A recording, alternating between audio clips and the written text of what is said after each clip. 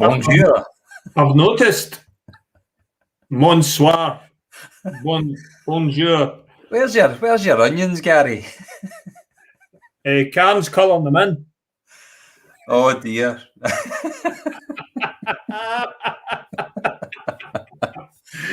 Oh dear. I noticed a wee bit jittery there in the way in, Andy. Is there something you need to improve upon? I have no idea, but my tech has been playing up today, Gary. So fingers crossed there's no techie issues. I don't want to touch anything in case it goes wrong, because tonight is episode 60. It is. And I've started the show, Andy, with a new kaleidoscope of colour in tribute to our Celtic cousins down in Wales. Oh, so my goodness. The colour scheme is for the Dragons. Fantastic. 2-0, Gary, wasn't it? Aye, it was 2-0 going on 3. If the big Bale, who had an amazing game, had they missed that penalty. But fantastic. Absolutely fantastic, Andy. And we were talking in private earlier. How did they do it? How did they do it, Andy? I've got a theory. I have got a theory. Go on. What's your theory? How do Wales manage to always get in the wins? Well, football, as in a lot of things in life, is about small margins. And when it comes to small margins in Scotland, we lack, in almost every department, a tiny, tiny wee bit. And because we lack a tiny, tiny wee bit in every department, it all adds up, and we're just not good enough. Saying that, the triangle of supporting Wales or St Mirren is this sort of thing happens and you go, oh, God's sake. And a day or so later, you go, oh, is it going to be all right? It'll be fine. And then don't despair again. So we're in this is crap moment. Do you reckon, you mentioned St Mirren there, Gary, so do you reckon that if you're in Scotland, and in particularly in Paisley, you should be expecting disappointment? That's one, Andy. That's one to you. Yeah, one to you. I like that. Yeah, but yeah, most likely. Because we get set up for a fall most of the time, and you go for something really positive, and then so absolutely. Maybe we should manage expectations a wee bit differently in this town. Well, indeed, Gary, indeed. But listen, welcome, folks. Great to see you all in this evening. Gary, you're being commented on your haute couture. C'est la vie. And Gary, following on from last week's wonderful show. Yes. We obviously, folks, for those that were watching, we had. Whoa. You've gone all green there, Gary. The pollen has kicked in. Is that the pollen? Well, Norma was checking out, Gary, your balloons and seeing which one was a bit higher or a bit low tonight, Gary. And then all of a sudden the pollenometer kicked in. I was going to go and buy a green balloon and hang it up, but I thought, can't be. I can't be bothered this week. I'm not going to just buy a balloon for this chat show to hang it up behind me. I'll go a wee bit techie with the pollenometer. So there you go. What's green on the pollenometer? Oh, it's polleny. It's a bit polleny out there. A bit polleny. Listen, Jackie's just joined us. Jackie's got a similar question, Gary. Any onions? We've already spoken about the onions. And Karen's colouring them in behind the scenes in her book. Maybe she'll come on later on and show us the finished article as a challenge. Right, Karen, you're not on at 9:05. It's a family show, Gary. Family show. So maybe I like a wee bit of salad onion, a wee bit of red onion. I parked my bike outside. They're on there. Okay. Yep. So listen, Gary. Je ne regrette, Andy. Je ne regrette rien. There's a song about that, Gary, is there not? That's what it is, right? Exactly. Pay attention. So I was going to ask you, Gary. I was going to ask you. What? You've been watching the football, I guess. I have. You've been watching it. Well, I have. Yes. Have you been enjoying it? Obviously, a disappointing game for Scotland on Monday. I don't think I'm not a football guy, and I've everybody knows I'm not a football guy, but I don't think the score reflected the game. Would that be fair? No. Scotland played okay. They couldn't get it in the back of the net, which is, I guess, the important part about football. Yeah, Andy, there's an easy measure. Go on. The measure that matters is the goals. The goals, absolutely. And it's 2 to them and nothing to us. That's the measure. Exactly. You could play them off the park. It's like Ali. It's like Ali and Fraser. Ali could just soak it all up and go, I ain't bother. You're playing really well. Well done. Well done. Bang. Done. That's it. That's what the punch that matters. And they got the 2 punches. That's it. That second goal was, do you think that's going to be goal of the tournament, Gary? I have no doubt about it. No, it was a belter. It was a cracker. I scored goals like that before, Andy. Long time ago, doing the race course. When I was a lad. When you were a lad and you saw the keeper about 500 miles off his line. Andy, I was that good. I didn't need to have the keeper off his line. I just belted it and then it went. Oh, fantastic. Now. Yes. Guess what, Gary? Tonight's a sad night. Oh, we have the wonderful Elisa from New York. Yes. But Elizabeth from Chicago. Well, I'm disappointed, but Elizabeth in Chicago, hello on catch up, just for you. I hope nothing's wrong there. Due to work commitments there. Oh dear, that's a shame because she enjoyed watching our show during the day. She's obviously been after 60 weeks. She got to sell a job. She's been rumbled. Where are you every Wednesday at 2:00? Yeah, we've seen you commenting some strange Scottish guys, and we're the IRS. It's the IRS. Now you've got her lifted for tax evasion, and we don't even know the woman. Oh, is that a different department? All right, okay. Something like that, Gary. Anyway, what's been apart from the football, and I'm guessing we'll talk about it throughout tonight. It'd be good to get folks' predictions. That's what we want to get tonight. We want people's predictions for the big game on Friday. How is Scotland going to fare against the old enemy? So catching my eye. We'll talk about the old enemy thing later on. Aye, we'll cover that. So tonight, get up your predictions. We'll come to them throughout the night. Yeah. But what has caught your eye this week, Gary? Now, in the theme of having rants, because we're in control, Andy. We're in control. Oh. We're professional broadcasters. I want to have a rant. Go on. This caught my eye. Oh. Now, this does my nut right in. See that?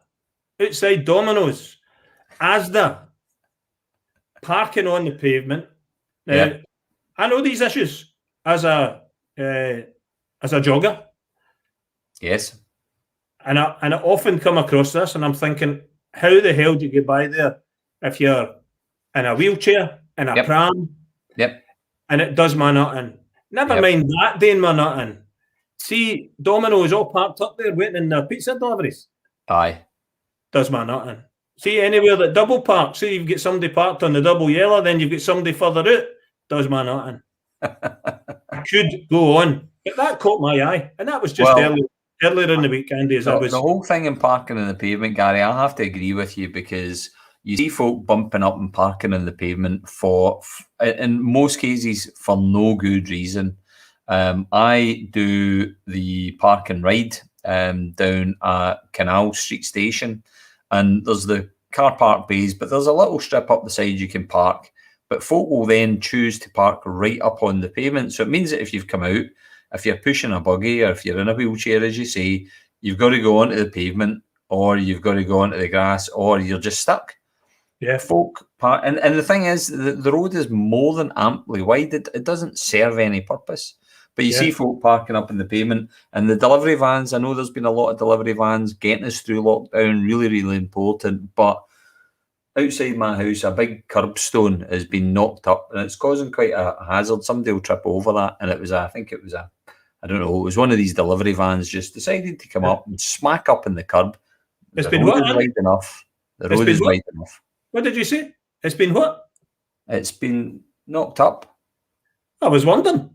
Aye. They've strange goings on around your way with paving stones getting knocked up. What kind of environment are you living in? It's Lord Glenburn, Gary. No, knocked Pregnant. up. Right, what else got you? You still get that. You need to click that image off, Gary. Come on.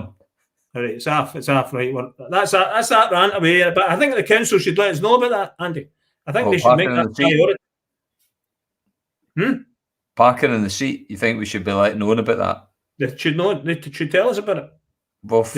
They should devise a strategy for parking on the double yellows and the double parking, and have a strategic approach to it.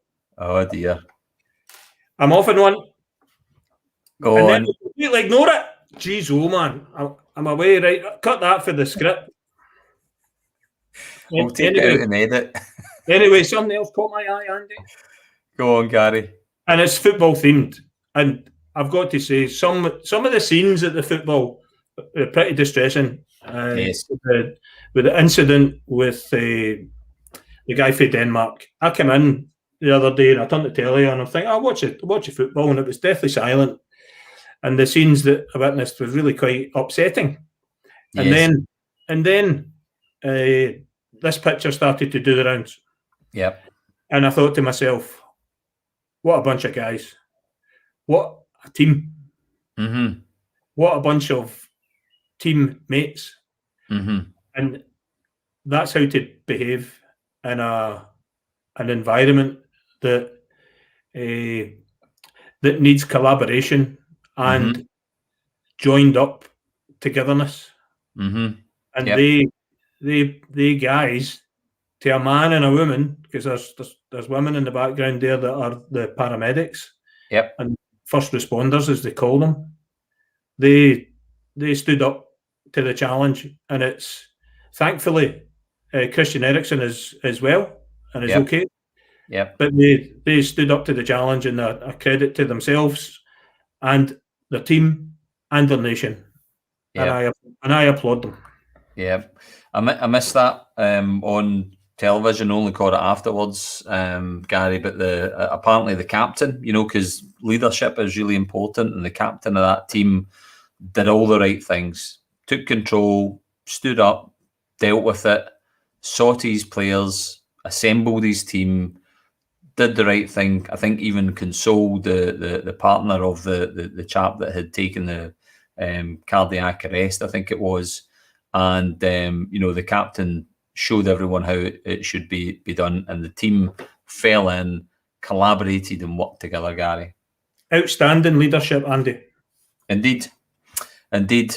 Really, really great to see, Gary, and hopefully the chap that was I think they had to shock him, didn't he? He took a cardiac arrest. He's well now. I mean, it's really disturbing to see, and I think what went missing in some of the comments, because we picked up on an English-based commentary. We've lost players in the park up here. I mean, Phil O'Donnell sadly lost his life on the football park playing with Motherwell a few years ago, and I mean that's a major one, a high-profile one. But there's been kids lost in the park up at the five-a-sides. I mean, it's not common, but it happens, and because defibrillators are available at major sporting events, major events, then that guy's life gets saved. But his teammates are unbelievable. Leadership and teamwork.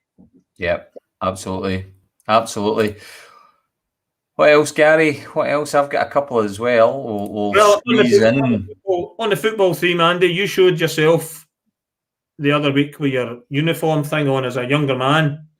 And I've got a photograph of me the last time we were at the World Cup. You're not talking about my wimpy escapades again, Gary, are you? Yeah, I'm off. Go on then. So I thought this is Scotland, the last time we were at the World Cup. And I was there. Oh, look at that. Anyway, I'm the one on the left with the bandana.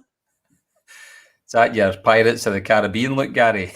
Yes, drinking the rosy wine. Out of pint tumbler. That's why I'm it was in France, Andy, and that's why I'm drinking properly this evening. Is that where you got your top? That's washed it. It's all right. Oh, yeah. Les oignons, mes enfants, avec la fenêtre. Oh, Dans la chambre. that's O-grade French coming back right there. That's good. I know what it means. Oh, you've lost me, Gary. That was a crap. When was that one taken, Gary? That was in France '98. France. That was the last time Scotland played in a major championships, and we went there on a hope. All we had to do was beat Morocco, and it was that triangle. It was hope, despair, and then, I'll be all right. All we have to do is beat Morocco, and the more rosy wine that we drank, we actually everybody the word got about in the streets. Right, guys, we're here for the Morocco game, but see when we win, are we all just going to head down to Marseille? And everybody, let's do that. That's what we'll do. Indeed. Of course, we get totally gubbed. No surprise. The reason that I'm looking, folks, we're still waiting for your predictions for the game on Friday, Scotland v England at Wembley. Now, Gary, I was at that Euro '96 match back in 1996. Surprise, surprise. When Scotland played England and we could beat, I think we could beat, was it 1-0 we could beat? 2-0 we could beat? 1-0 each half. 1-0. It was the Gascoigne goal. It was 1-0 each half, Andy, which ended up. Football means it adds up and it becomes 2, so it was 2-0. 2-0. It was the one where Gary McAllister missed the penalty because apparently Yuri Geller he was flying in a helicopter over Wembley and he mind transferred powers into the ball and moved it, and Gary McAllister missed the penalty, and then Gascoigne scored. It was just a stunning goal, absolutely stunning goal. We were a crowd of us were in Carnegie's at the time, and the new bit of Carnegie's when Scotland get the penalty, and it was right. Well, all put our pints down because we were all going to jump about mad. And of course, happened there. What is that? Which felt like a split second. We missed the penalty, and they were out of the park and scored, and it was what's happened there, guys? Oh, absolutely, unbelievable. So we all took our pints up and went about our business. Couple of wee predictions in already for the game. Yeah, I think we'll win 1-0. Oh, that's hopeful. Well, I'd take that. I think ultimately, and tell me if I'm wrong on this one, but Scotland would be quite happy to beat England and go out the competition. No, I don't think so. I've got a prediction. I think we'll draw. Right. Which will give us all we need to do is win the last game mentality. Okay. All we need to do is win the last game. And when there'll be folk going out in the streets with a flag, all we need to do is win the last game, and we'll get into the last game and get beat.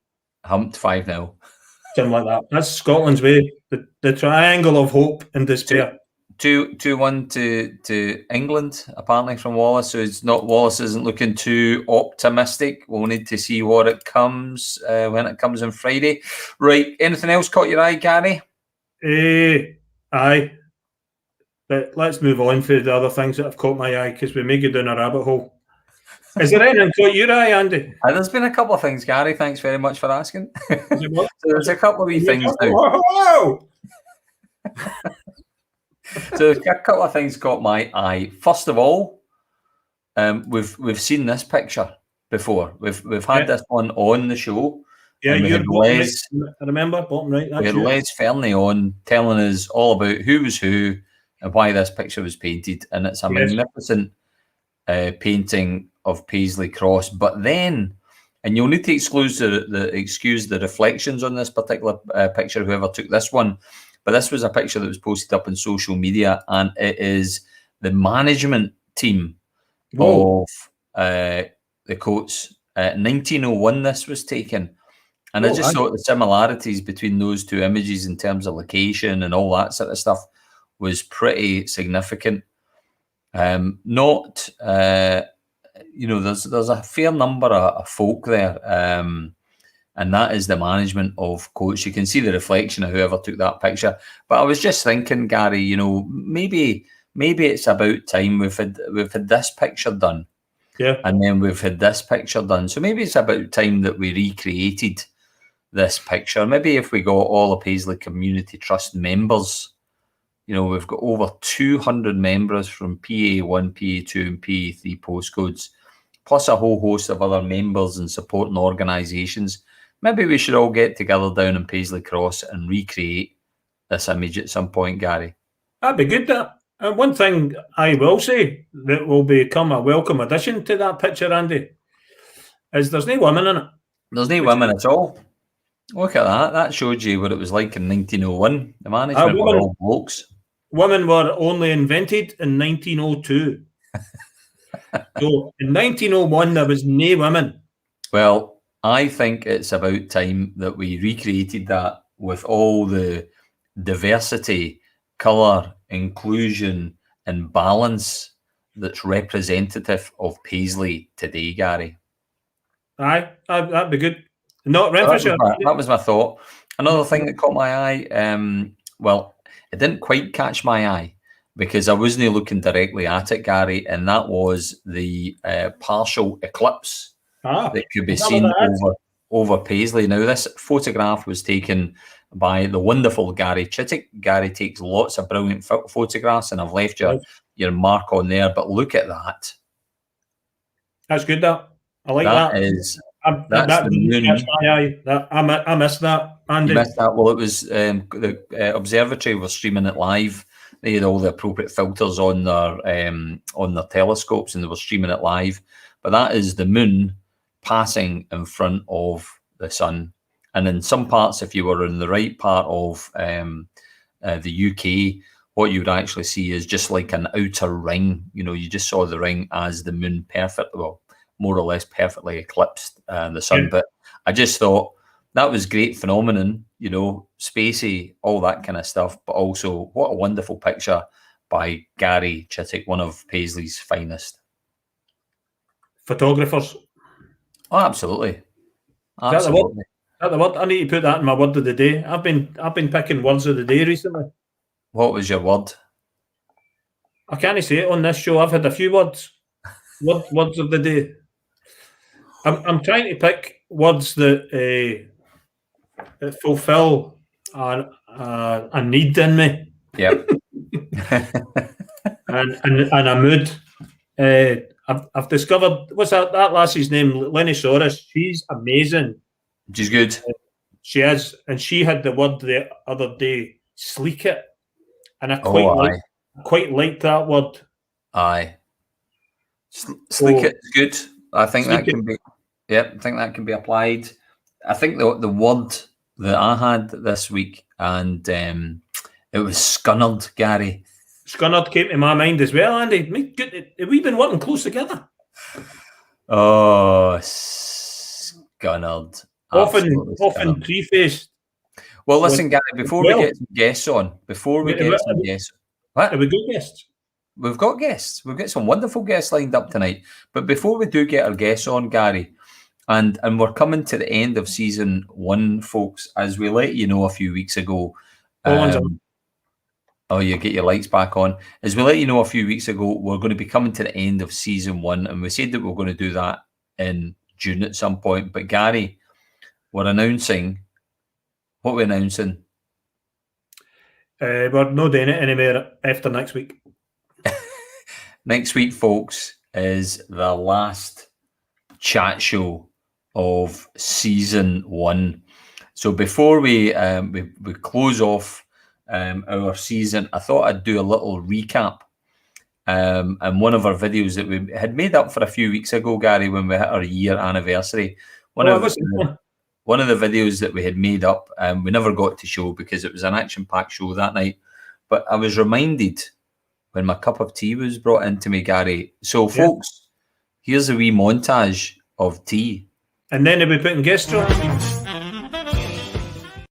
Hold up, stop the press just there, because I've just been delivered a cup of tea here. Look at this. It's amazing. Where's mine? Well, Gary, you'll need to get your own house service getting sorted out for the tea. I can hear footsteps outside, Gary, so it can only mean one thing. Is it Santa? No, it's a cup of tea. Exactly. Hold on, to get my cup of tea here, Gary. It's the merch. I need to bring mine in. Mine's just because I've overdosed on liquid today. And you'll find the details of the competition. But anyone can enter, anyone can put in. There he goes again. Tea break. Get my usual. I've just been delivered a cup of tea here. Look at this. It's amazing. Where's mine? Gary, I've got some other breaking news as well.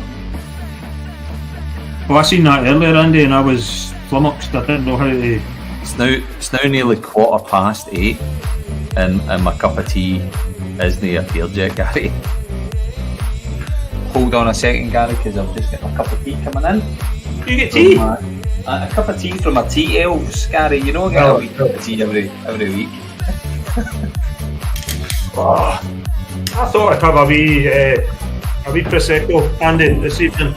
Well, I've decided that my sparkly stuff is going to come up at half time, Gary. I'm starting now, Andy. Just thought I'd pour a wee, since it's a special show. I like your style with the cocktail glass and the prosecco. My pinky, you got my pinky in there. My pinky's up. You're looking awful fancy. I got my wee bowl of nuts and my maraschino cherries. Oh well, cheers, Gary. Cheers. Here's to Christmas Eve. Christmas Eve. Should look to put an entry in. Oh, we welcome entries from everyone. That's my cup of tea in there. Thank you. 7 minutes past. Spot on time, Andy. 7 minutes past 8.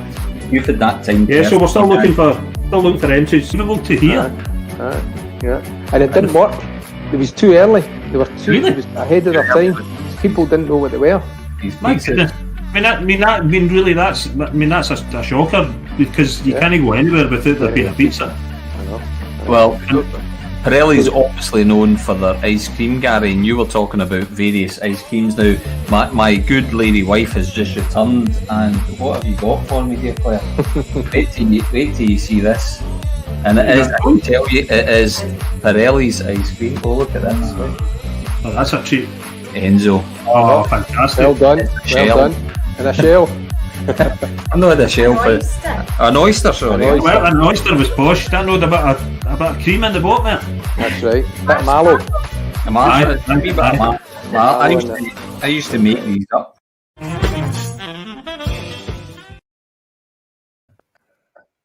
That's pretty good, that, Andy. I mean, it almost makes me want to do this all again. Good time with the cups of tea, folks. But anyway, we thought, given the fact that we're going to be coming to an end for season 1, we thought we'd throw that little recap in of me getting cups of tea round about sort of 10 past, 5 past, quarter past. Me sitting there with hee-haw. Right, anyway, Andy, we could talk all night. We could. About subjects, and apparently there's a couple of guests that we've invited along to the show this evening. Do we want to bring at least one of them on? Absolutely. Which one are we going to bring on first? The one that we agreed we would bring on first. Brilliant. Well, do you want to introduce him and I'll click the button? You want to mix it up a bit and change it? No, we better bring Tommy on first. Aye, okay. I nearly clicked him off. Tommy, how are you? Good evening. Tommy, you've got a kind of large green person looking over your shoulder, Tommy. It's Jim Morrison. Jim Morrison, painted by Chris Oates. And I thought it was... someone just came up. Oh, thanks very much. Oh, look. Oh, aye. That's a perfect cup for you, Tommy. Is that your new show, Tommy? Lady Boss. That was a PCT cup, I said. Perfect Tommy McGrory mug. We know who's in charge in that house. Oh, wonderful, Tommy. Thank you. Have you Cheers. seen what's on it? Cheers, Andy. Cheers, Aye. cheers, Gary. Gary, Cheers, Gary. Tommy. Cheers. Have you seen what's on? Have you seen what's on your mug? Yes. Lady Boss. That's your new Lady name, Boss. Tommy. That's your Well, it new name. used to be Lady Boy, but that's fine. The lady was. I was thinking that Tommy behind you is Jim Morrison for the Underground Jam. that Jim Morrison. No, That's- I thought it was Lou Ferrigno. You won't like me when I'm angry. Absolutely. See, you're old enough to remember that. Yeah. that wasn't the original Hulk. That was the Hulk for the telly. Was there an original one before that? Or was it just the cartoon one in the magazine? In the magazine, yeah. I think that was the first one was the TV show in the 70s. I remember Lou Ferrigno, who was he was Mr. Universe or something like that, or always second place to Schwarzenegger. David Banner. Exactly. What a pair of eyebrows he had. David Banner. What was Tony Fitzpatrick looked like him? And a certain light. In a certain like kind of green shade on it. Anyway, Tommy, or shall we call you Lady Boss? That's fine. Tommy Boss. Who changed it? You changed that, Tommy? Can we do that? What's that? Tommy's name? Tommy's name's been changed. Did you do that? That's a great. I need that module. Oh, you've not had that module yet, Gary. I need the name change module. Oh, the power of the techie, man. Jeez, Oh, absolutely. Oh, Tommy, that's it. It's lingering. It's there.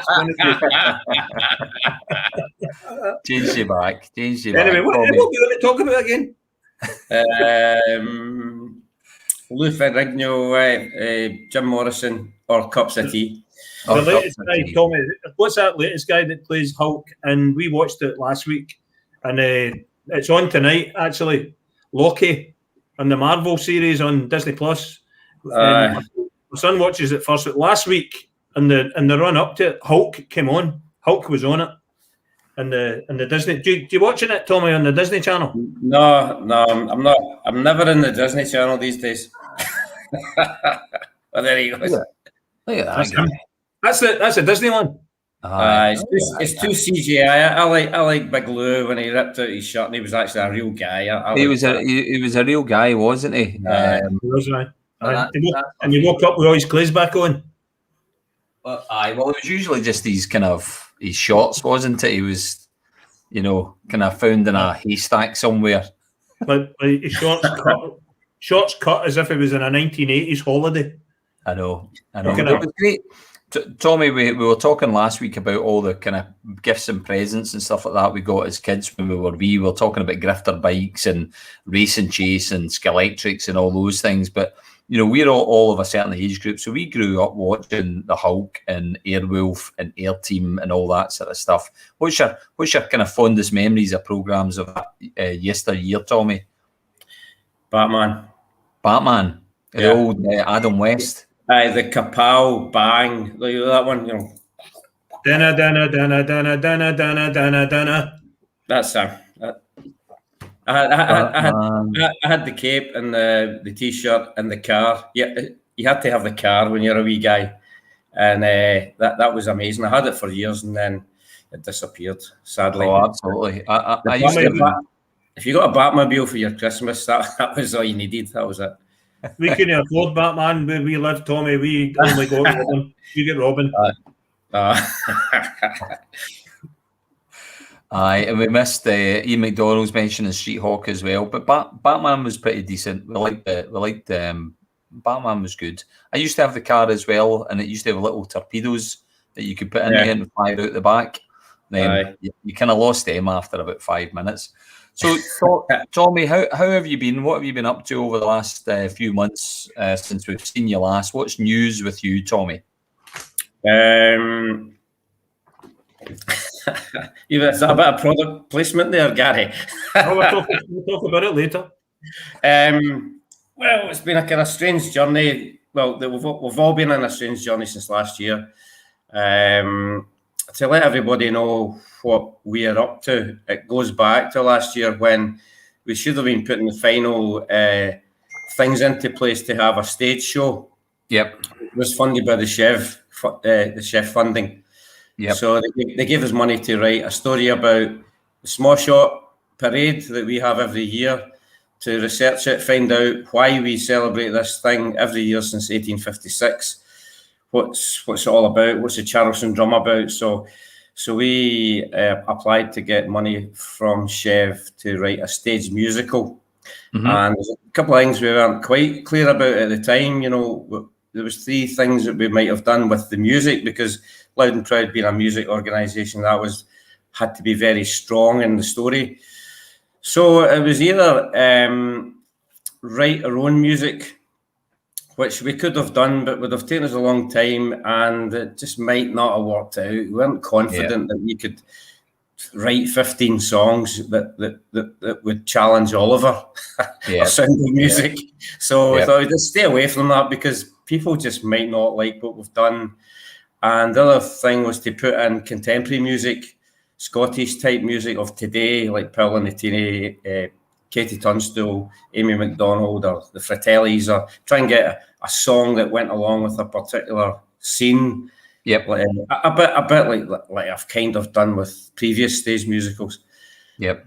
Or do we just go for what's popular, and what's popular is traditional Scottish music? Yep. So we decided to write the story about Smoshaw, what it entailed, and we introduced a family called Campbell. Funny enough, Robert. I like that. Would we the bad guys? I think it might have been some of your ancestors, Andy. So it was Robert and Morag Campbell and their son and daughter, Thomas and Barry. And we introduced a human element to the story, because it was very difficult to find out actually who the culprits were, who were these corks, what were their names, nobody knows. And who were the troublemaking weavers? Well, nobody knows that either. So we've had to kind of make that up. But the story is kind of true all the way through. And it's set upon a backdrop of some great traditional music. And as you know, Loud and Proud School of Rock kind of tells the tale for me. So deviating away from rock stroke kind of pop music and trying to delve into the world of the Corries and Alistair MacDonald and Ewan McCall, all these guys, it was difficult, because it was a music that I didn't know much about. But after a while researching it and listening to it on YouTube for days and weeks, I began to fall in love with traditional music. And one of the things I fell in love with it was it's so adaptable. You know, there's been English folk songs become Canadian, become Scottish folk songs, because as it arrives in that part of the country, by word of mouth, you know, there was no recordings away back then. There was no sheet music. It was sang from village to village, town to town. And when it arrived there, it took on different names, different street names, different town names, and people made it their own, and sometimes slightly changed the music as well. Yep. Like Burns done. Burns wrote a lot of songs and took music from other sources at the time. And, you know, I thought it was great that some music's been sang, you know, round campfires in pubs for hundreds of years and not changed that much, and they're still here today. Yep. You know, and I thought that was amazing. So what we did with 17 songs we've got for the film. The 17 songs are all slightly rocked up a wee bit pop, a bit rock for some, depending on the mood of the scene. Yeah. Some are kind of stripped back. iPhone Kiss is one of my favourites that we just recorded recently. It's not much changed from the Eddie Reader version, and we've got Weaver songs in it. We've got Work of the Weaver, Dundee Weaver, Calton Weaver, and the Four Loom Weaver. Mm-hmm. So, you know, it's all part of the story and part of what life was like in Paisley. What were they doing? What was their pastime? and I found, well, I think we all know about Terrace Tavern in Paisley. So the Terrace Tavern plays a big part in this story for two reasons. One, the Weavers would meet there and talk and plot, but also they would drink and recite poetry and sing songs. And something like the Terrace Tavern would have been the precursor to the traditional music hall.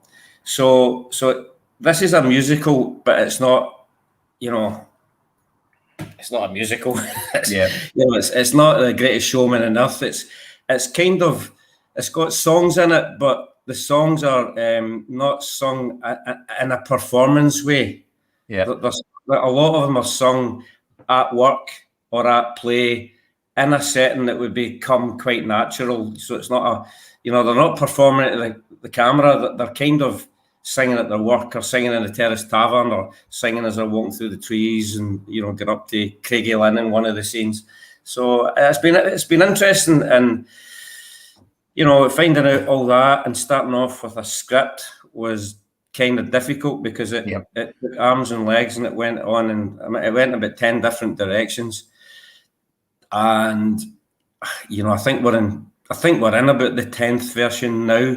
Yep. And your next guest, Karen Herbison, without her and her direction and her expertise and her knowledge and commitment to this, we wouldn't be doing this, because I would have thought the script that I started off with just wasn't good enough.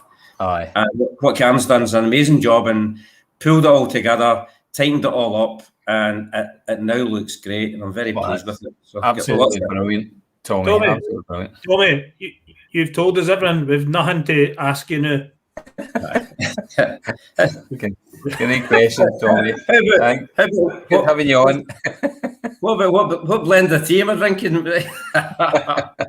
I'm going to ask you about. On you go, Gary. Ask you about the songs. So the songs in the can, Tommy. Yeah, there's a couple of vocals to do, but the structure, the music's. Well, what happened? How we came about making a film was we should have done a stage play last year. COVID happened, and everybody sat about doing nothing, waiting for this to finish and lift and get back to normal. And nothing was getting back to normal. All the musicians, including my son Jamie, had a full diary of gigs, 3 gigs a week for a whole year, and nothing.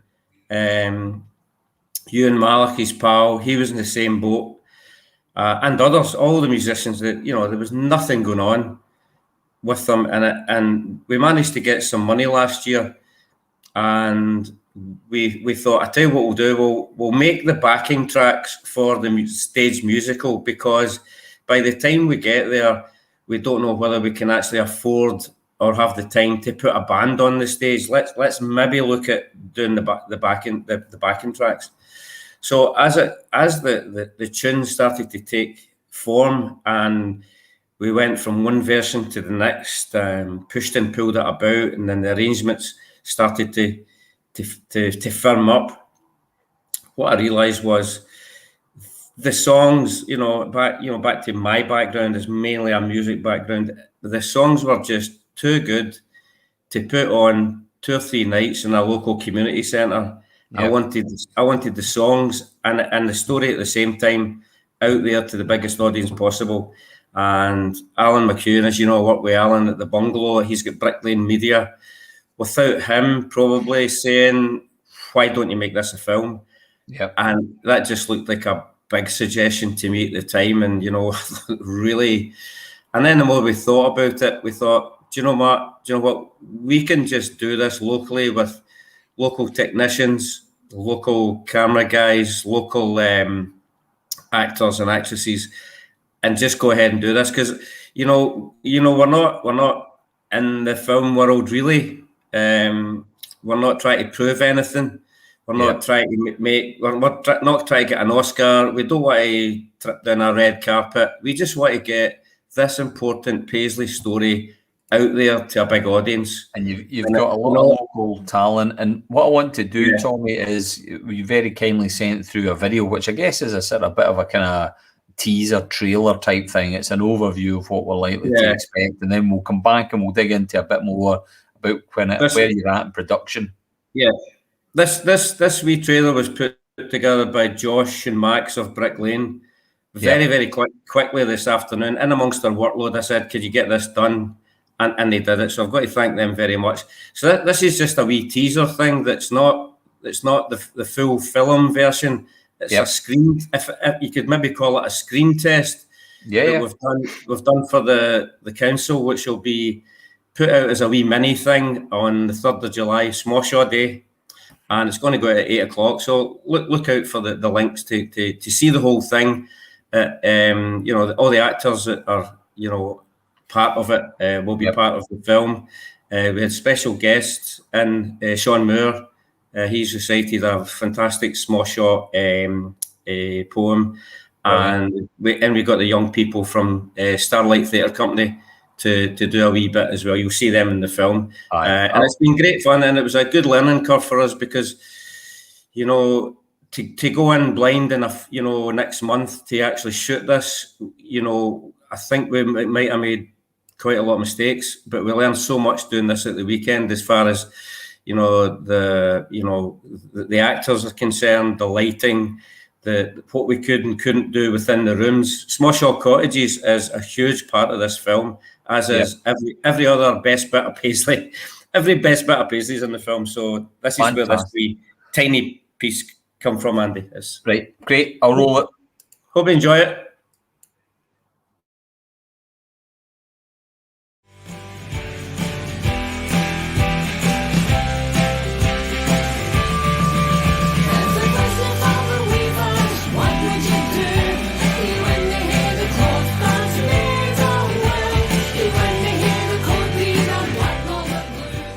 Get what the workers get, and it's more than a scum deserve. Oh, you! I heard that. Who do you think you are? You are. Together here to sit and to crack. When glasses in our hands and work upon our back. There's no trade among them that can mend or can mack. If it was the for the worker, the weavers. Thanks for the extra work. Smoshaw. The invisible thread. Invisible money. You don't find well your Smoshaw is extra work.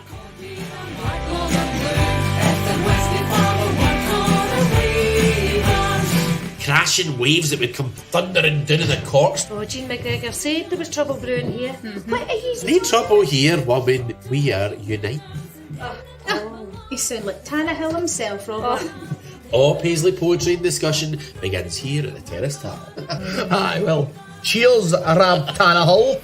What would you do when they hear the cloth that's made of wool? When they hear the cold green and black or the blue? If it was the farmer work or the weavers?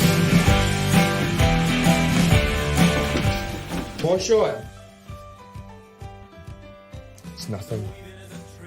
Robert, no.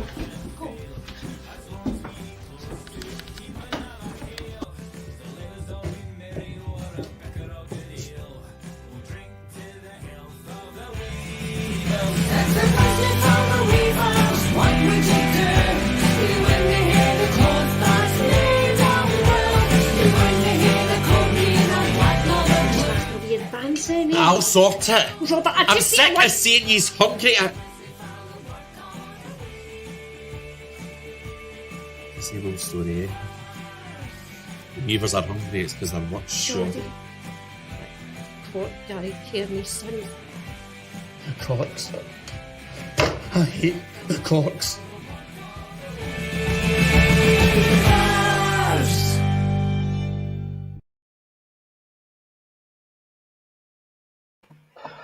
Yeah. That's the first time I've seen that. That's really good. Did you get that wee plug there, Gary? Aye. What for? That Cork Gary Kerr. Somebody say that in it? Aye. Rewind it.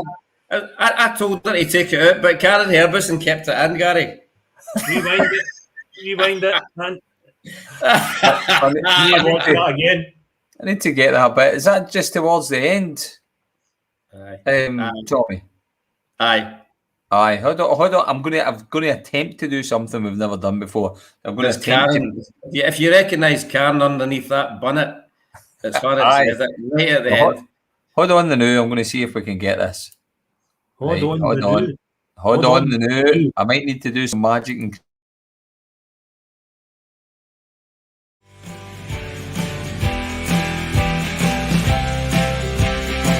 There's a question for the weavers, what would you do? When they hear the cloth that's made of wool, when they hear the cold beat of black velvet blue. The weavers get what the workers get. And it's more than a scum deserve. Oh, you! I heard that! Who do you think you are? Wesley let me do Aye, it. mister. Yeah. I think you made that up, Tommy. You never did that, did you? Because that I wasn't about then.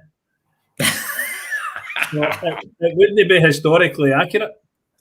Yeah, well, don't know if it is.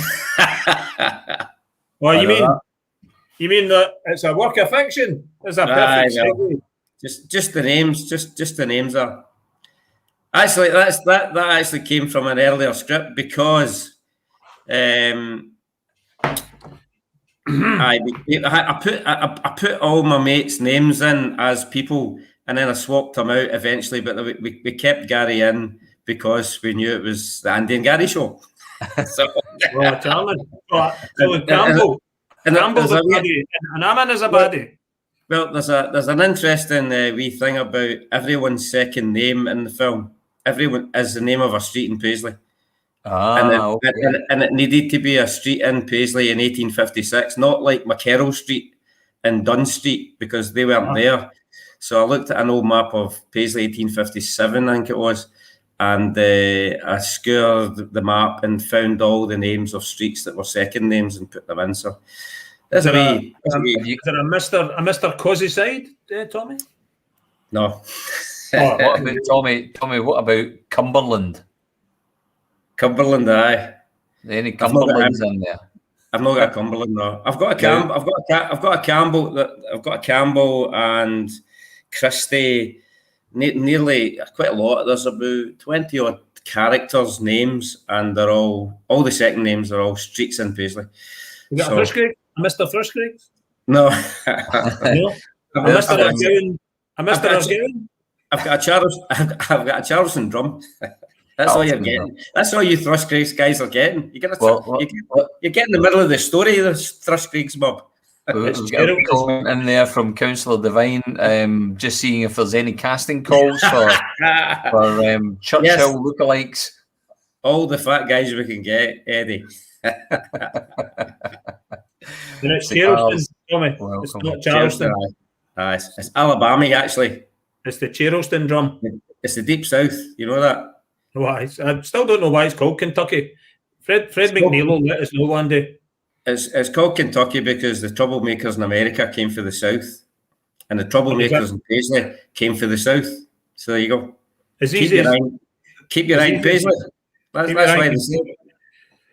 Where's the troublemakers in Paisley? Aye. I'm Kentucky.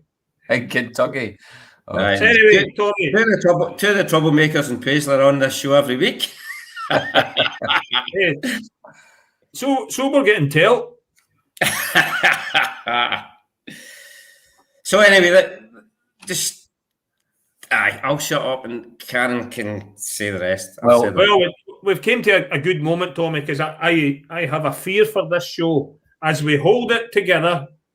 Just about, we're holding it together. We're on script. Hulk, we're still there. I just decided to keep it, Gary. It's good that I got the module. You did well. A very quick name change module. I thought I'll give it a go. It's not disrespectful. Be back fun. So, as we're just about holding the show together, right?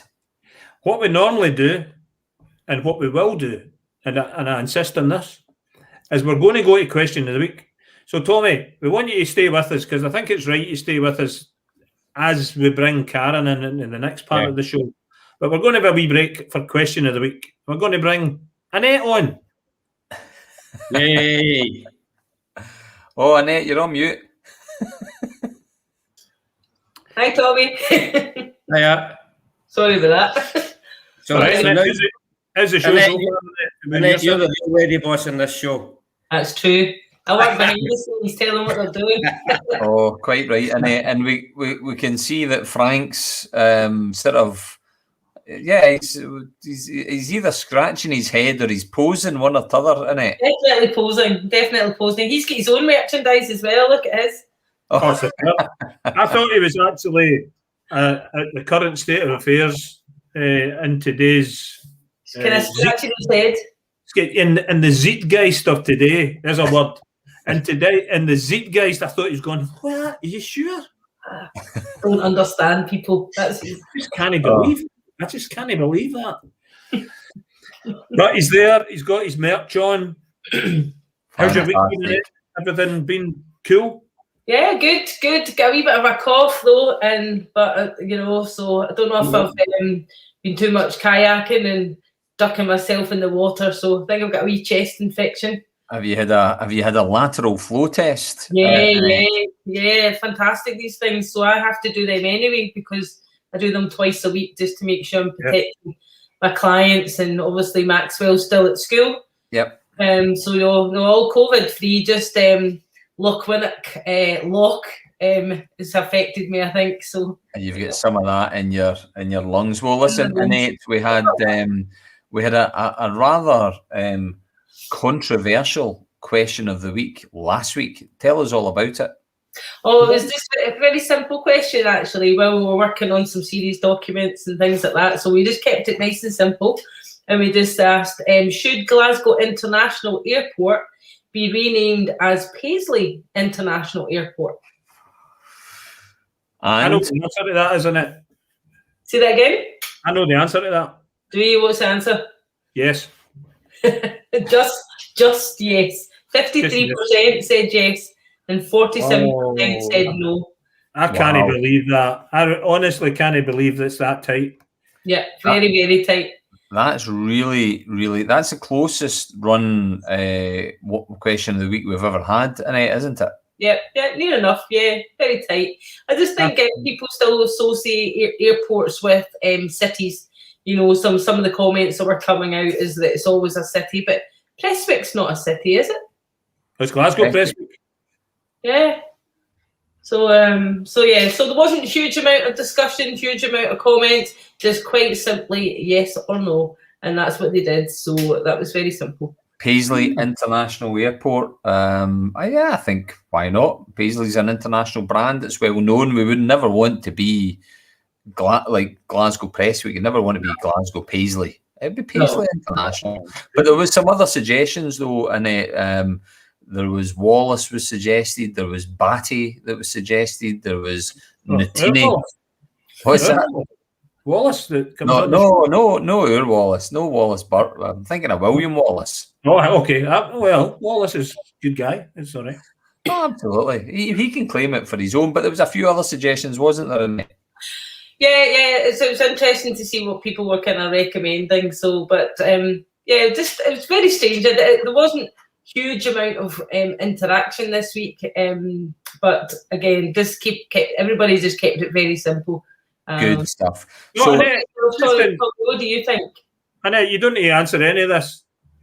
I'm just putting it out there as suggestions for the audience of what the most controversial question could be that we might ask. I'm looking for suggestions. Mm-hmm.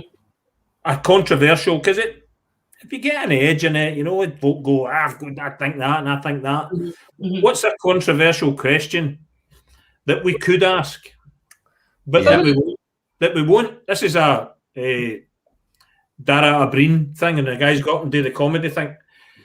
What's a controversial question that we could ask? It's up on the big screen at the back. What controversial question could we ask, but we're not going to ask? We're not going to ask. And we've got lots in that we're kind of not too sure, but what we can ask and what we can ask and stuff. So, we've got a good question for this week. Very topical. Go on then.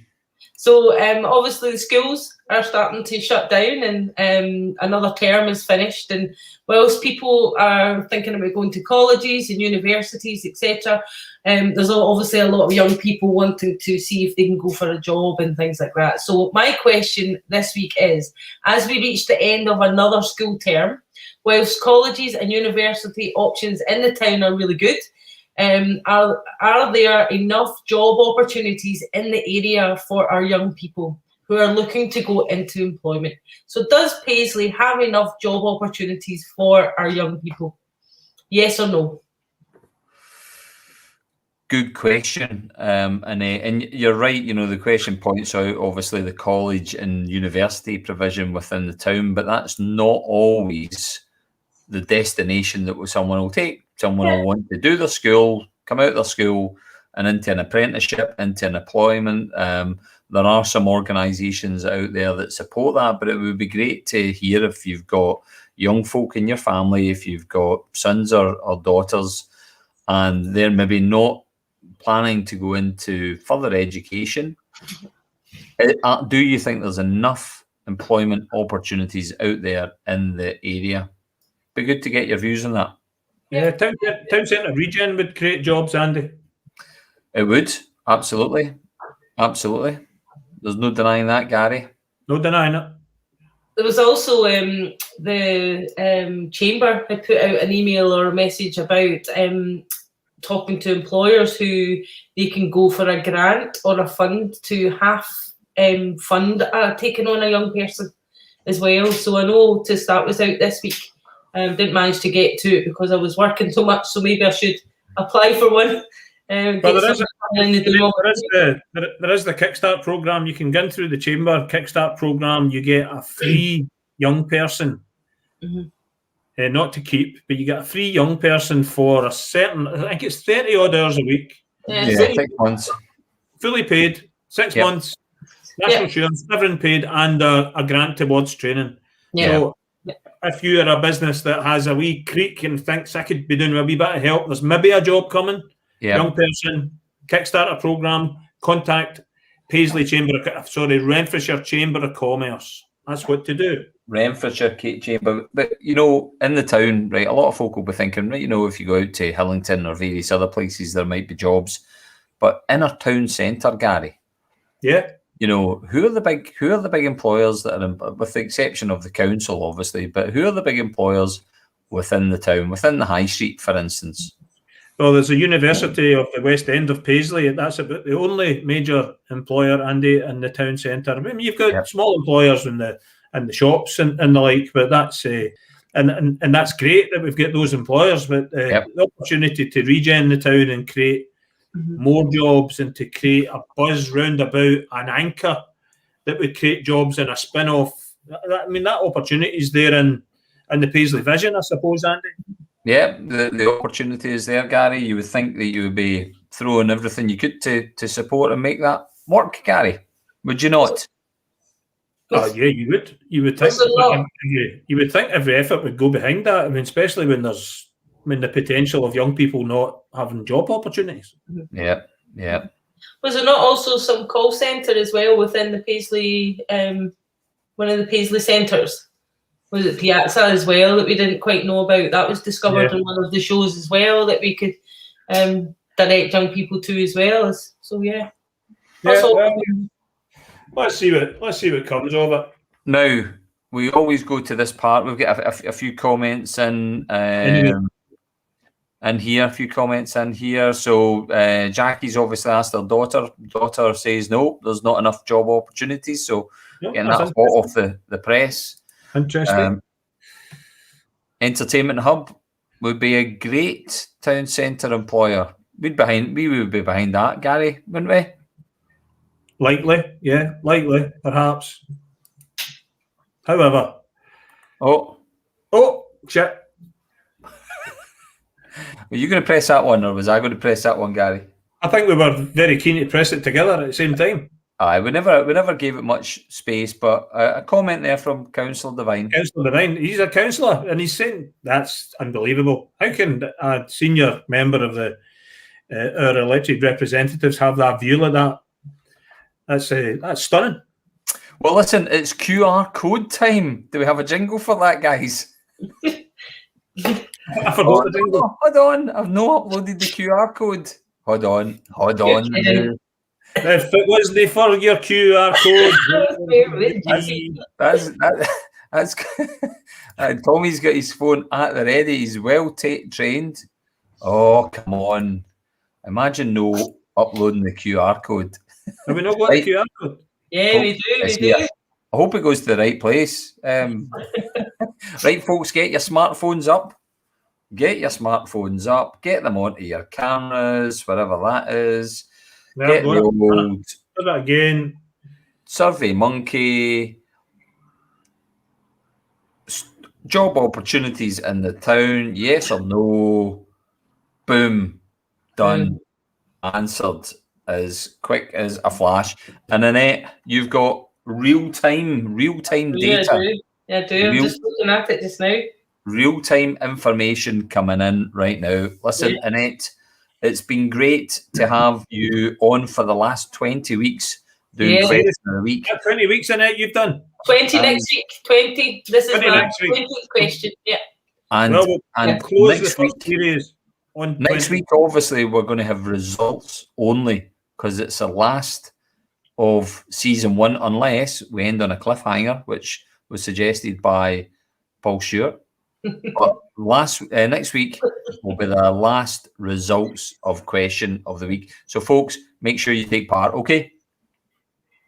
Thanks, Annette. Thanks for coming on again. I look forward to seeing the film, Tommy. Bye. See you later. Annette. Take care. Bye. Right, let's move on swiftly. Karen's going to be interrupted for what she's been doing. She's been having fun. And we're going to bring Karen on live. Karen, how are you? On I'm the chat. all right. Just doing some colouring in. That's You colouring okay. in the onions? Well, welcome to this wonderful family show, some Karen. onions. Oh, hang on. Cup of tea. Oh, there you go. That's I was going to say that's the Tony Fitzpatrick top. One of my favourite Fitz's tops. Now, Karen, what have you got in there, Karen? Have you actually got tea, or have you Hang got? on. It's a clear liquid. Let me see. I was going to say a wee shot of something because Oh, maybe a wee gin. Oh, now you're talking. Yeah. Teardrop. Well, I haven't tried that yet. Oh well, listen. I'm sure you need to put it down in your list of things to do, Karen. Aye. Yeah. I got a teardrop for my brother's birthday the other day, and I asked him, "Have you got any of it left? Is it going all right?" Did you? No, it's gone. Gone. Almost instantly. It's good. So, Karen, how you been? You've been on the show previously before. I think you were on during our Burns. Was it Burns that we had you on? I think it was. We had That's right, yeah. wonderful recital from yourself that was brilliant. How you been doing since then, Karen? Busy. I've been lucky, lots of community projects, and I finished the one that I got Creative Scotland funding for, so that was great. Brilliant. You might have seen some billboards around the town. We poetry from adults living in sheltered housing. Oh right, no, I haven't seen any of that. Yeah, No. that was us. Just poetry and funny wee stories from them. I think there's still some up. There's one in Nielsen Road, a small billboard, and there's a big one up. There's a few in the West End. There's one in Johnson still. What's that all about, Cam? So, and during the first lockdown, I kind of thought, oh no, what am I going to do? I'm not very digital savvy, it has to be said. And I thought this could threaten what I do and what I love doing. And how would I earn my bread and butter? So I started looking online, and Creative Scotland had a thing called Digital Pivot. So Right. they had some workshops and webinars about how you can do that. And then they had, you could submit a little pitch for a project, and I won time with a producer to help develop it. And then I was able to apply for the Artists Development Fund in Creative Scotland, and I got that. So yeah, that was great. So it was working with shielders who live in sheltered housing. Oh yeah. So I was doing it through the post, phone calls. I would send them out little creative tasks, and some of them would write poetry responses, and some of them I was writing stories and poetry from their stories. So it was great.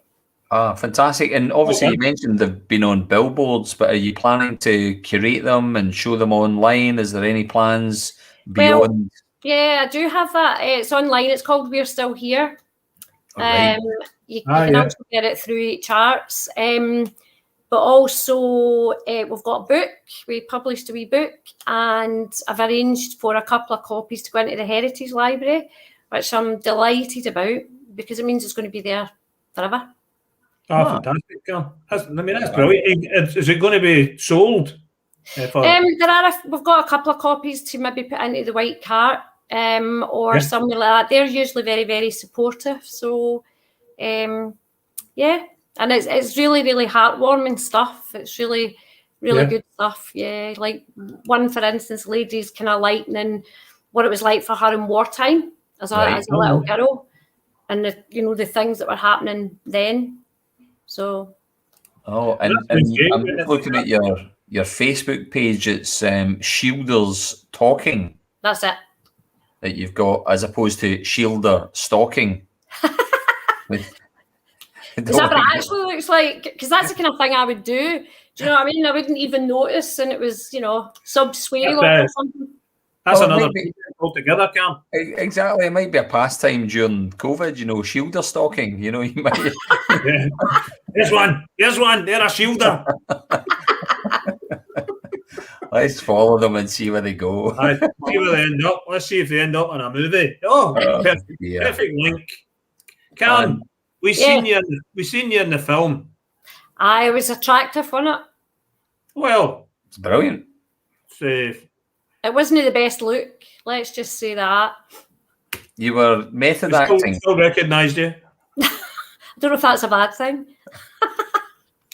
Shielders Talking. That's funny. That's the first time I've noticed that. Shielder Stalking. I'll not be able to unsee it now. I know once you've seen it, I immediately saw it and I thought that just says Shielder Stalking, but I don't know if that says more about me than about the name itself. Hopefully not. But another application to Creative Scotland, Karen, for that. So you've come up with another idea to evolve the project. To further it, yeah. Reutilisation of assets. So, Karen, you've teamed up with Tommy. I know. Again, you think I'd know better, really, by now. Tell us because we've heard Tommy's side of things. We've heard Tommy's side of things, but tell us your side of things, Karen. What's going on? Right, my side of things is that, well, it must have been about a year or so ago, 2 years ago, Tommy said, see, the thing is, I'll come up with these outlandish ideas, and you're about the only one that goes, I guess because I'm a bit of a dreamer as well. I'm a firm believer in, if you've dreamt it, make it happen. Oh, now there's something to believe in, isn't it? Absolutely. And I was just saying to him the other day, well, I've had folk that have helped me along the way to fulfill dreams. So that's what it should be about. So yeah, and your role in the whole process, Karen. I mean, Tommy mentioned he puts the bones of a script together, and you get it and go, and then it becomes something else. Is that what happens? Well, he comes up with these great visions and these ideas, and you need that. And I would say he's done more than just come up with the idea. He pictured the characters. He put the story down. The scene ideas, and that's a huge big framework for it. Yeah. So yeah. So you had the creative framework in place, but you put some character into it. You put some flesh in the bones, so to speak, Karen. Is that correct? Well, he writes scenes, so he writes it out as he sees it. He absolutely does, and then it's more about creating a kind of rhythm of theatre to it, and strengthening the characters, making them like real people. Because like Tommy will give me a script and then there's maybe 20 scenes, but by the end of it there must be about 95 people, because he forgets what he's called somebody in the first scene. And so then we sit and I go, right, is that guy? Is that guy? One of them's Gary Kerr. Oh, see, I that was just a gift. That yeah, it's a great line. Just because there's a Kerr Street, you thought, let's do it. Let's just wind him up. Exactly. Was the name Gary about though in that day and age? I think Kerr, yes, certainly, but is Gary not a relatively modern invention? That was just a wee indulgence, for the wee trailer. And I must admit, I saw the line and then I adjusted it further. Let's just say that. It's a great line. Oh, so Gary's and women came about 1902. 1902, that's when Gary's were introduced. I'm just going to have to put out an emergency call out for my power source. I've not got it plugged in, so Mark, you're in the other room going to bring my power source and plug. He did that. He's making another cup of tea. He did that to me the day. Me and Andy were in a meeting today, and he disappeared. What's going on here? His power went off. Dodgy internet. Oh. So I'm really interested in this creative process and how it goes from Tommy's idea, stage show, music, storyboarding it, and then the finesse and those wee touches you bring it, Karen, and is anybody listening to me? Oh, I am plugged in. Karen's getting plugged in right now, Gary. We don't want her to. Right, you powered up, Karen. Powered up. Right, so what's your answer? Say it again, sorry. I know. Maybe he was listening, Gary. I know. See, that was a test. I was saying, Karen, that finesse from the idea to the storyboarding to across to yourself, that finesse, is that the normal process? And the process when working with Tommy, or is that a general thing, or is this what you've brought to the small shop? I think that often is what happens. Funny enough, I was talking to somebody the other day, and she writes for television, and she was saying that often is the way. Some people come up with the idea and they put down the story, and other people flesh it out. Build more characters into it. Real voice, true voice. That's the big thing. Yeah, and you'll have been doing that together, I would imagine, and working closely together on that. Aye. Yeah. So generally what happens is I'll get the kind of first, I call it a brain dump. When I do a first draft, I call it a brain dump. Yep. So I'll get Tommy's first draft, and then I kind of strip it off and do bits and pieces to it. Then we sat down with this one, and we had I think you saw us, we had a huge sheet of wallpaper up. Yeah. And we were looking at what's that scene got, what's the mood. So, a musical's almost like a variety show, because the characters have got to all contrast and complement each other. The songs have got to, you can't have 5 sort of depressing scenes together. So it's got to kind of go like this. So, and we were just about starting that process when the F word came up. Yes. Film. The film. I was wondering where we were going there. I was looking at there's not many Fs. I think that I know much about films or even stage plays really, but there's always somebody comes up with a big explosion of here's all this stuff in my head, and I just what I did was I transported myself back to 1856, and I tried to feel like what it was like. And I've been unemployed, and I've been starving, and I've been feeling, excluded in my time. And so I try to put myself in the family that were just struggling, and what would they say to each other? And then I would think, what would the Corks be talking about at the time, and what would the local people be saying? And I was just making up conversations, and they were numbers. They weren't even scenes. They were just things that I thought, what's going on at the time? And yeah, they would have sang songs at the time. What songs would they have sang? And it all, as Karen said, it was a complete brain dump. It was everything in there. But the thing is, the reason I did the brain dump and I knew something could come out of it was because I knew Karen was in the corner. You know, I wouldn't have started this if somebody said to me, "You write this on your own and see what you come up with." No, I couldn't do that. I can come up with a big brain dump and the big idea, but I need somebody there to do something for nothing. and you know, the thing is, sorry, you know, we've been pals and we've done stuff together over the, you know, and I wouldn't go and try and look for someone else because at the end of the day, we've worked together and it works. She tells me the way it is. I don't take any offence.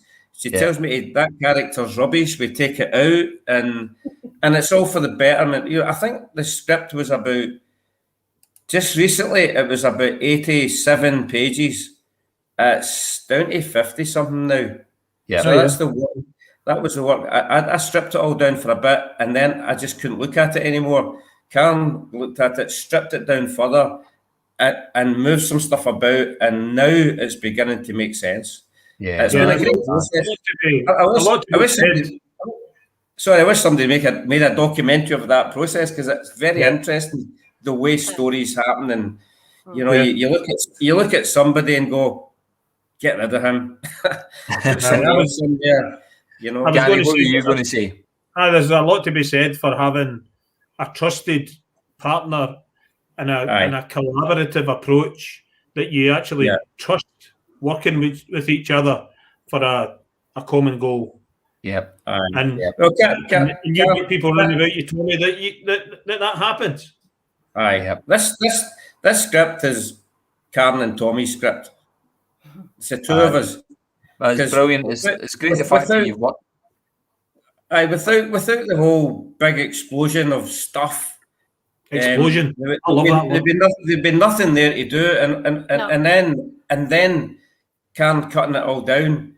You know, we needed the two, the yin and the yang. We needed that great relationship that we've got, and it's been great. And if you saw the first script to what we've got now, it's pretty good. You know, I can't tell you too much about it because there's a few spoilers in there. But listen, talking of spoilers, I've got a question. I have two questions actually, and I'll ask. So, Tommy, no spoilers on this first question, but the first question to you, Tommy, and then the second question to Karen. So, the first question, Tommy, is, you know, without giving too much away, what is the overall message that you want to put across? Is it one of hope? Is it one of, resilience, community? What is the message that you want to put across from the movie? And the second question for you, Karen, is ultimately filming on Paisley, within some of the settings that we've got is something we saw a couple of weeks ago when we had the True Miss match on. You guys are going to be filming in the town as well if everything moves ahead. We've heard about the Paisley witch trials. Is there great potential for filming in Paisley? So, Tommy, you first, then Karen, you can come in after with the location stuff. I think the message is, for me, this is a Paisley story. Sit down and I'll tell you. That's it. You know, two people in Paisley who really don't understand the small shot struggle. They don't. They think it's a parade down the town and a hot dog and a beer, and you know, it's not. They don't really think about it. And you know, I try to get that message out to Paisley people, but way beyond that as well. And it is a message of hope. It's the wee guy versus the big guy, and they win, and they don't win by fighting and squabbling. There was a few dust ups on the way, but they win because they stuck to their guns, went and strike, and won. They won on the day, and they worked. They suffered for it, but they got there. So, you know, obviously that was the catalyst for the union movement. You know, a lot of people took inspiration from them to start a union, a peaceful union, not a let's pick up bricks and smash the windows in till we get our money kind of idea. So, and I want that story to be international, because that's why the film's so exciting. That there's two ways the film can go. It can be a very good local well done, local guys. You've done a nice wee film there, and I'll be really happy with that. And if we get lots of likes on YouTube, if it goes up there, I'm very happy. But there's a wee chance it might travel this film because there's too many good things about it, and you know it's the first film about Paisley, made in Paisley. It's the first film made with traditional music as the backdrop to all this. Yeah, you know, so there's loads of firsts, you know, and you know, there's a lot riding on it. There's a lot of people helped out. There's mates rates and mates doing things for free, and you know, so that's the story. It's a message ultimately. I mean, small shot. It's the small, the wee folk. Well, yeah. Remember, we all went to Coates Memorial Church, and it was Paisley, the untold story. Oh, aye. Right, so we listened to that, and that's great. Somebody's going to tell stories about Paisley and tell the world about Paisley, so that all the eyes look at Paisley. Blah blah blah, and it kind of pissed me off that none of that happened. You know, what happened with Slug in the Bottle? What happened with Small Shot? What you know? We keep saying that's a great story, and you know, and I sat about and I thought, who's going to actually do that? Who is going to do that? And it was up to us to do it. So, you know, with the help of the council, the Chef grant in the first place that made all this happen. But you know, it's we should have done it years ago. You know, this is, you know, and you know, I'm trying to shoot myself in the foot. They should have got Scorsese in to do this film. You're doing yourself out a job. Terry Butler, David Tennant, Methadone, all these guys should be. If I had a big budget and millions of pounds, they guys would have been my Paisley story. They might do it for nothing. Now that you're on the chat show talking about it, they might do it for free. And by the way, Methadone Mix, no a real guy. And by the way, we might have people that are, so we say equally talented or maybe more. I was about to say that, Karen. I was about to say that. I don't think if you've got a good story, you don't need the big money. You don't need the big money if you've got the good story. We've got a good story. Got a great story. So Tommy, thanks we've got good music. Thanks for that was a long answer to your question, Andy. But you expected that. I know Karen's already forgotten what my question was. The second question was, Karen, do you want a reminder? Aye. So the second So the second question was about Paisley as a film shooting location. Paisley Witch Trial potentially getting filmed at some point in the future. True Mismatch was filmed the other week up in the Oakshaw region. Clearly, the Small Shot movie will be filmed in and around Paisley as well. Is it a great location? You know, does Paisley have a future as a film set, if you like? I would have thought so, because I mean, like Oakshaw, you know, all of that up there, and there's loads of little angles you can get that hasn't got any, you know, like street lamps and wires and dishes and stuff like that. It just looks like a good old cobbled street. So there's loads of that. There's lots of going on, Karen, in every nook and cranny of the town. Actually, you can get into some of the more modern areas of the town, and you'll find a wee bit. A wee gem. I know it is. I mean, it's a lovely town centre. It's got the ability to be. Let's just say. You could have westerns and stuff in the town centre with the tumbleweed that's stoating about it. I don't know. I think there's a lot of folk don't know the Oakshaw area and all that's there. I'm convinced there's a lot of people still don't know. If we didn't have Small Shaw Cottages for a start, that one place that we've got, which is incredible, this film could be made. We don't have any money to build a set. So to walk into an 19th century facility that's you transport yourself back in time. So the backdrops, Small Shaw Cottages, Tannahill's Cottage, the Abbey, Coates Church, Oakshaw, Craigie Lynn, Stanley Castle. It's an absolute postcard of a film when you think of it. So I'm hoping that they might, if they don't like the story and they don't like the music, they look at it and go, "Hey, that's quite a nice wee tune. Let's go there for the weekend." That happens as a byproduct of movies sometimes, and I know watching some things and you go, that's filmed up in Paisley. I'm like, that's filmed in. Recognise that. And what I wanted to do we've actually overrun. We've overrun tonight by a minute. It's not unusual. It's not unusual. What I wanted to do to close this part of the show off, the overrun part of the show off, is ask you both how we as a community can help you. We know you've got a pledge out there. Is that one aspect, Tommy, you want to publicise this evening? The crowdfunder. Yes, please. The crowdfunder's just got about over a week to go now, 10 days maybe. So it's dead simple. Just go to the crowdfunder. You don't need to pledge loads of money. It's £15 to get a ticket to the premiere. This is the premiere, online premiere of the film. So starts off at £15.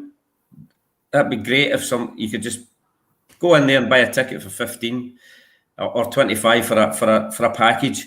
But it's good value for money because the whole family can sit on the couch and watch this. So it will cost you £2 each for the whole family to sit with a pizza and watch this film. So if you go to the crowdfunder, every penny counts just now. You know, we're running a shoestring. This has been very difficult for me and everyone else to just keep this show on the road without worrying about money. The other thing is two things we need. We need the crowdfunder thing to work, and we need more money. But we also need well-kent faces in Paisley to make or recreate the Smosh Parade in 1856. We want over 100 extras to march in the streets of Paisley with the Charleston drum. You're in it. You're in it. So go to the Smosh Up Movie Facebook page and send us a message to say, I'm in. The catch is it's going to cost you £25 because it's £25 for your costume. Exactly that. So I could go as a French guy. But it's a unique. There was no French guys. It's a unique way to donate and help with something, because you could see it as making a £25 donation, but for that you're getting to be in it. You'll get in the movie and you'll get your name in the credits. Oh, so there you and go. I'm just looking at your rewards here on your crowdfunder. So your entry price is £15, and then it goes up through £20 to play an extra. £20, £25 you get the soundtrack and a ticket to the premiere. £100 you will receive an assistant executive producer credit. £500 you'll receive an executive producer credit, and £5,000 full sponsorship package. You get everything. You've got one of them claims, so there's a great opportunity for someone to come along, a local business presumably, and say, this is important to us, £5,000. There you go. Do you know why it's important, Andy? Who else is going to do this? Yep. This story's been about for years and years and years. Nobody's written a book about it. There's no documentary about it. There's nothing done about it. So, and don't think that some big Hollywood guy is going to come around the corner and recreate this, because this film, it's not going to happen. So, this is a one-off opportunity for the people of Paisley to be in a movie and pledge some money to it and make this happen. Fantastic, Tommy. Fantastic. I'm going to finish this last bit by finishing again by asking, I'm going to ask you first about the apostrophe and what your view is on the apostrophe, and then I'll come to Tommy to finish the show with the apostrophe thing. What do you think? He had to get this bit in, didn't he? I did. Yeah, I did. It's the only reason to ask you on, so I can ask about the apostrophe. What do you think of the apostrophe, Karen? Well, I'm probably one of these people that doesn't always know what to do with it. So I just kind of want to stick it somewhere. What can I say? Aye, as if you could colour it in. Well, yeah, I quite like the colouring in. Colouring in apostrophes, that's a different slant on it. Yeah, that could work.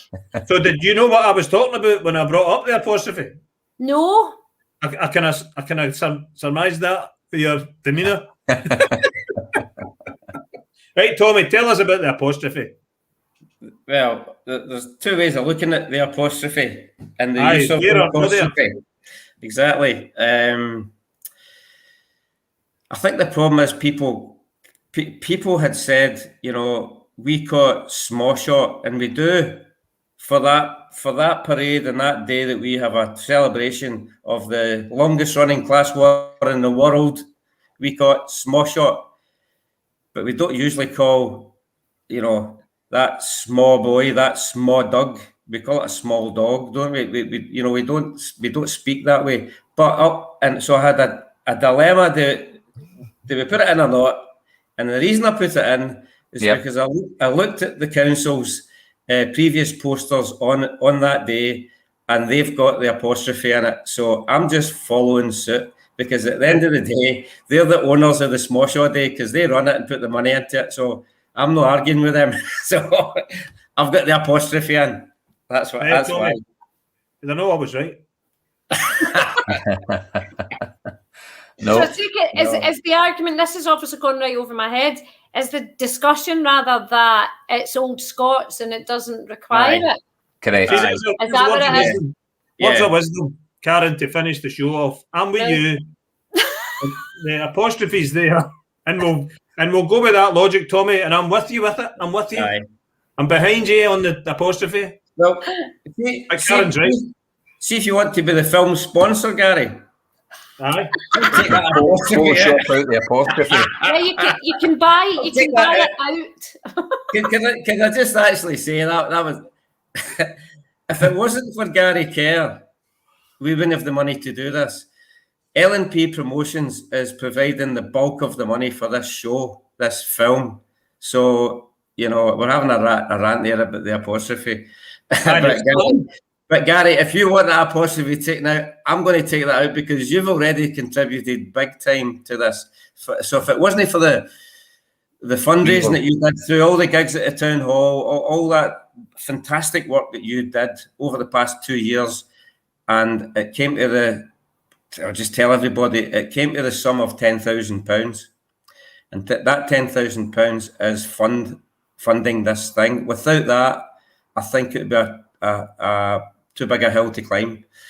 So well done, Gary. Thank you very much. Aye, it's good. Thanks very much. And if you want that apostrophe out, I'll take it out. I won't insist on it. He's going to phone me tomorrow morning and say, "See that apostrophe?" See when parties are allowed again and we're allowed in each other's houses. Bore everybody to death about the apostrophe.